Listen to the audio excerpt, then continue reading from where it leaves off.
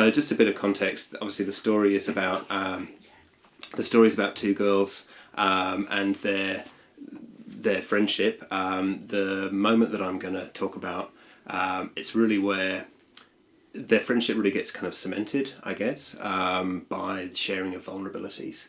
And just before the scene, they've just been kind of running back through a storm and have come back to Sylvie's father's antique shop, which is where she and her father live. And she and George are back there. And I'm going to have a drink before I start this. So. It's good vodka, that, isn't it? Yes, it is, isn't it? Water. Hydration. Yeah. Mum wasn't sick back then. She wasn't well either, but she was still up and about most days, pottering around our place, cooking dinners, dusting shelves, making sure I was all right. I always worried when I left her alone too long. But that day I didn't think of her at all, just followed Sylvie through the sheets of rain, through the dark of that afternoon storm, back into town and scrabbling in through the back door of the antique shop, drenched and laughing. It was perfect. Everything about it was perfect. Sylvie's clothes clung to her, crumpled and translucent.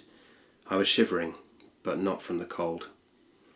She took me up the back stairs, creaky wooden steps, painted at the edges, but bare in the middle where the carpet had been pulled up and never replaced. The parched wood darkened as we passed, soaked by rainwater that puddled with each footfall. At the stair top, Sylvie pulled towels from a cupboard and pushed me into the bathroom. She locked the door behind us and began to peel away her clothes.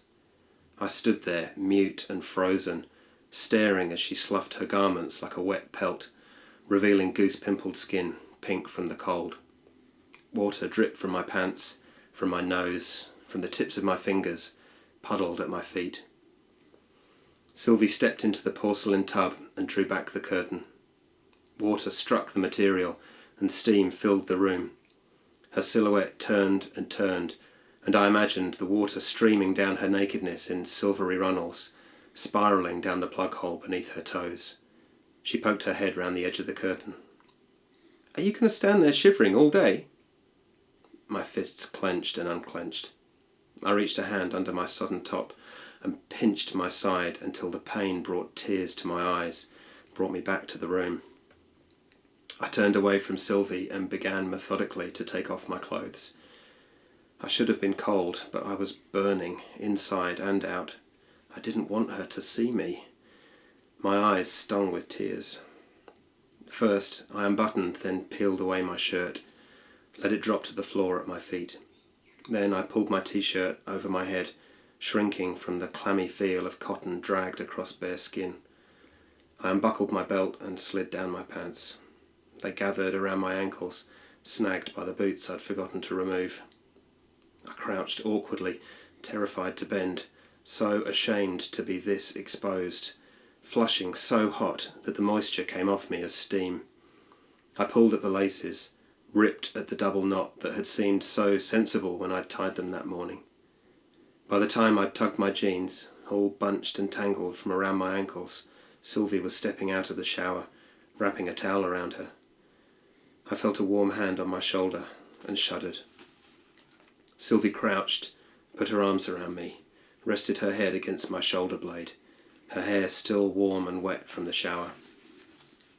"It's okay," she said to me again and again. "It's okay, George. It's okay."